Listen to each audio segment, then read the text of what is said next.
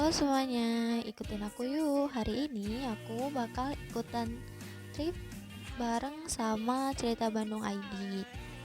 Nah, trip yang aku ikuti ini merupakan walking tour dengan rute Forgotten Kosambi dan Cibunut Pines. Cerita Bandung ID ini merupakan salah satu usaha wisata yang bergerak di bidang perjalanan. Khususnya mereka ini mengadakan walking tour atau tur dengan berjalan mengelilingi kota, khususnya di kota Bandung karena namanya juga kan Cerita Bandung. Tanpa berlama-lama, marilah ikuti video berikut. Nah, di rute yang aku ikuti ini, di rute Forgotten Kosambi dan Cibunut Pines, kita pertama disuruh buat datang ke meeting point. Meeting pointnya itu ada di Istana Plaza Bandung.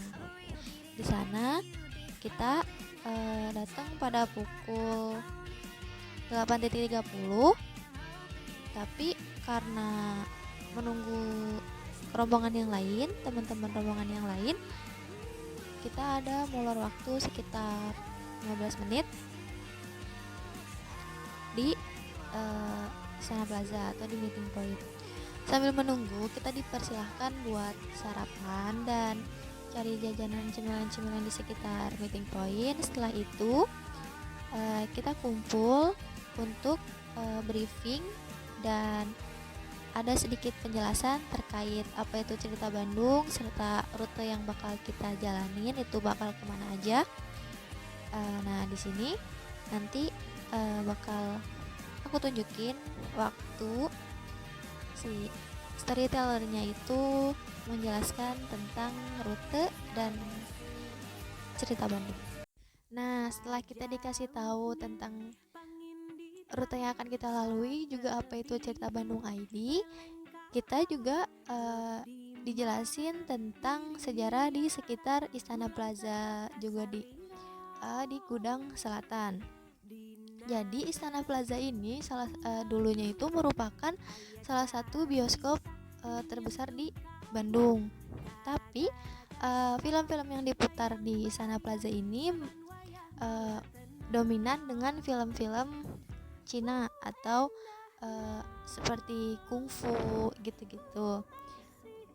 Tapi karena semakin berkembangnya zaman dan semakin banyaknya bioskop-bioskop yang lebih modern dan lebih besar di Bandung, akhirnya Istana Plaza ini jadi tertinggal dan dialihfungsikan menjadi toko-toko barang elektronik.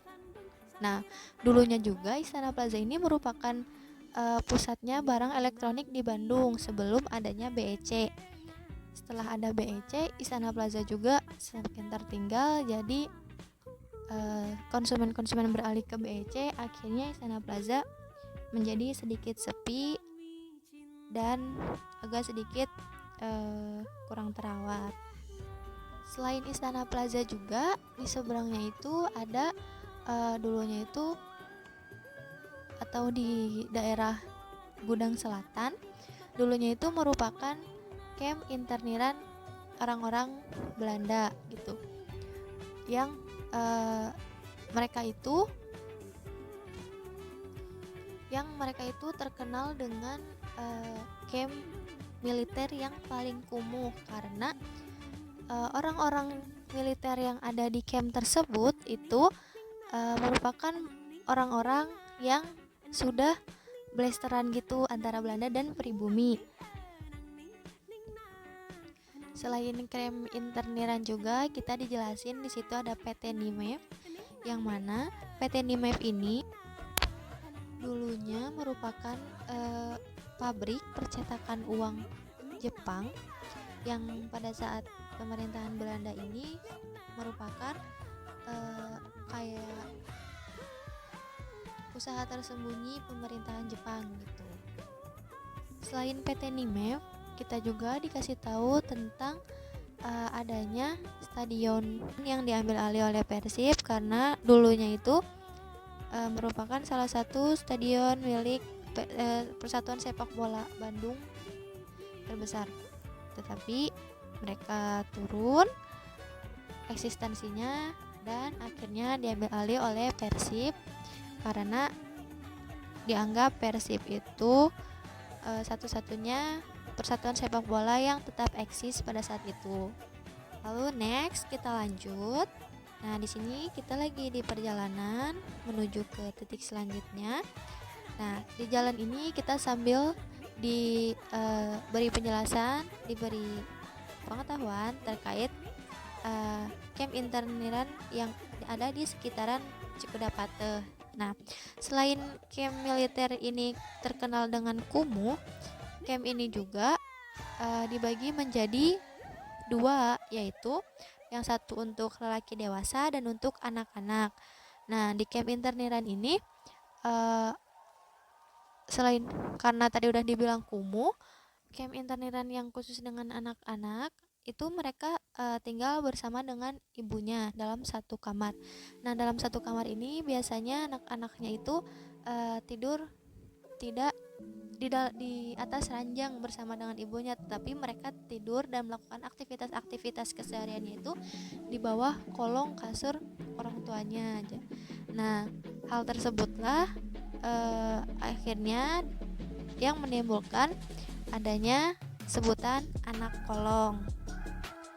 Setelah kita diberi penjelasan tentang camp interniran yang ada di daerah Cikudapate dan Istana Plaza serta Kudang Selatan, kita menuju ke stasiun Cikudapate untuk menilik tentang menilik kondisi stasiun dan juga sedikit berfoto-foto bersama di situ untuk menjadi kenangan. Setelah itu kita berjalan lagi menuju ke SD yang menjadi salah satu situs peninggalan cagar budaya milik Indonesia, peninggalan Belanda. Nah, di sini ada sedikit penjelasan terkait bangunan di SD tersebut. Tetapi sebelum kita menuju ke SD tersebut, kita berhenti dulu di Colenak Murdi Putra yang ada di Jalan Kembang Sepatu Kosambi. Nah, Colenak Murdi Putra ini merupakan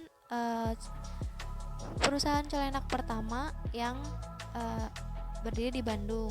Nah, colenak ini dulunya itu merupakan makanan favorit orang-orang delegasi pada konferensi Asia Afrika pada tahun 1930.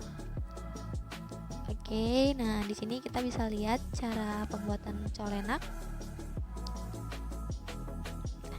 Setelah itu kita ini di jalan untuk menuju ke SD yang menjadi salah satu situs peninggalan sejarah Belanda.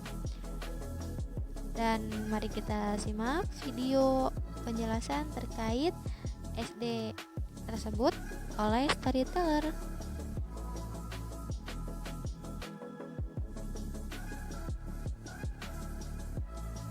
Setelah dari SD, kita itu menuju ke jalan-jalan yang dulunya itu merupakan salah satu tempat yang dijadikan oleh orang-orang atau masyarakat setempat itu sebagai tempat jualan. Nah, biasanya tuh disebut dengan hehejoan. Nah, apa itu hehejoan akan dijelaskan oleh storyteller. Mari kita simak video berikut. Oke.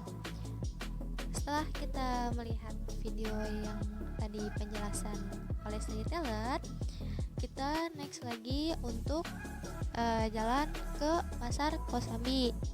Nah, di Pasar Kosambi ini kita dikasih waktu untuk datang ke Roti Bakar Sari Rasa, karena Roti Bakar Sari Rasa ini merupakan roti bakar pertama yang hadir di Bandung dan biasanya juga suka dicari-cari oleh wisatawan-wisatawan luar kota Bandung.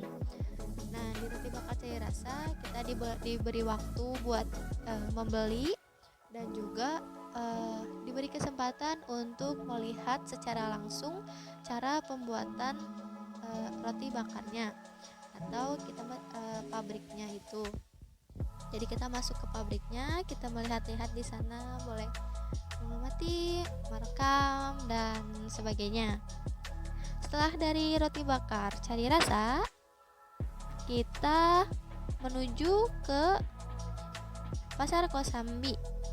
Nah, di Pasar Kosambi kita sebelum masuk ke Pasar Kosambi, kita berhenti dulu di depan Toko Resko, karena Toko Resko ini juga merupakan salah satu sejarah yang dulunya itu sebagai pelopor toko seragam pertama di Kota Bandung.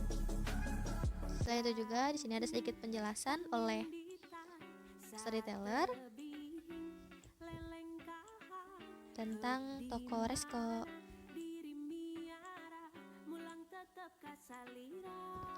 Nah, setelah diberi penjelasan, kita juga dikasih tahu bahwa di Pasar Kosambi ini ada beberapa plakat-plakat yang masih ada bekas peninggalan dulunya itu pembangunan di daerah Kosambi ini oleh orang-orang Belanda.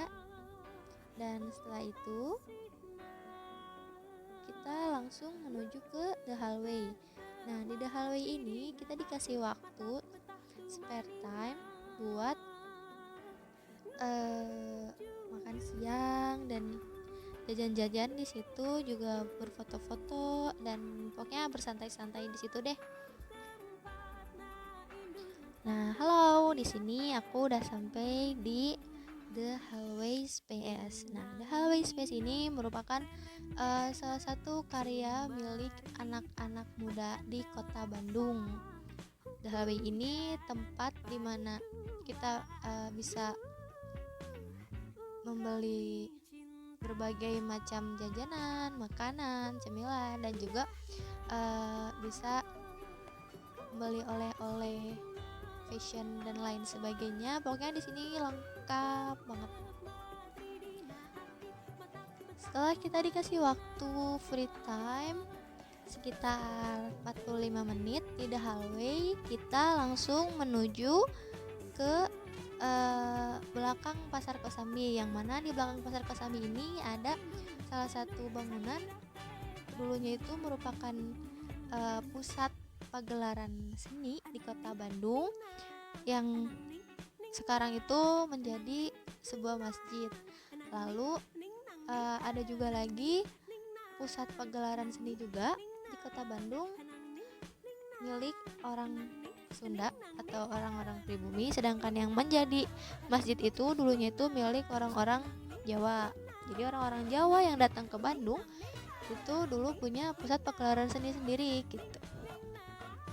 Nah, gedung kesenian yang dimiliki oleh orang Sunda ini sekarang dinamakan sebagai, namanya itu Lementang Siang. Setelah kita diberi penjelasan tentang gedung kesenian yang ada di daerah Kosambi, kita turun, kita jalan buat menuju ke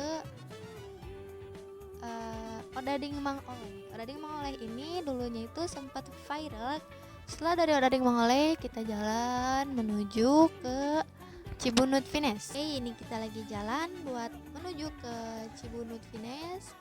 Nah, di Cibunut Vines ini kita dikasih informasi terkait sejarah Cibunut Vines yang dulunya itu merupakan desa yang sering banget kebanjiran, kampung banjir terkenalnya, tetapi bisa bangkit dan berubah menjadi desa yang cantik sekali, yang berwarna dan terbebas dari banjir. Nah, ini di sini kita lagi dikasih penjelasan tentang Cibunut Vines oleh storyteller.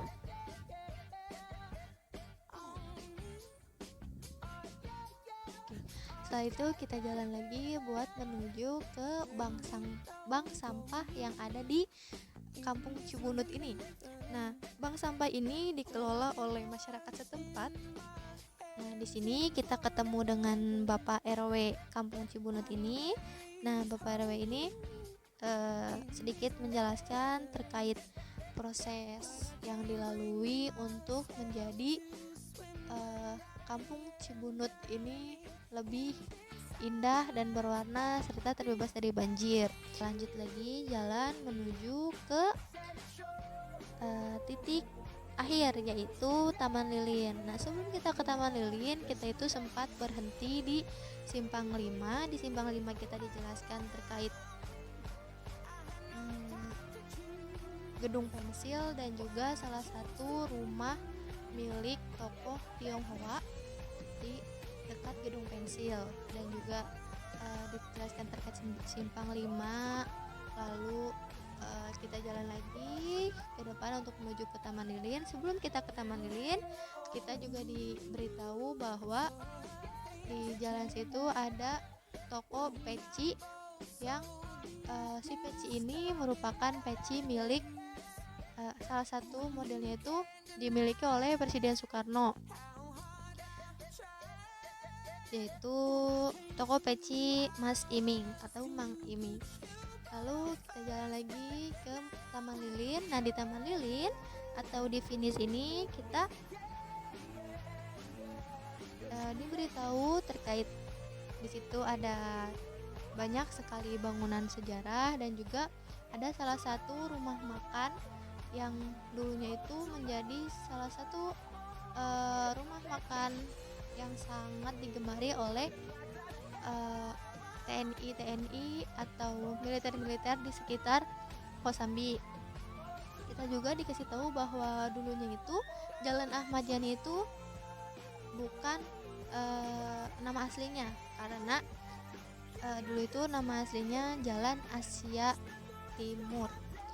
Nah, ada buktinya, nanti akan ditunjukkan di akhir. Oke, cukup sekian perjalanan pada hari ini. Cukup memuaskan ya bagi saya untuk mengikuti walking tour dengan cerita Bandung ID, karena selain storytellernya yang ramah, lalu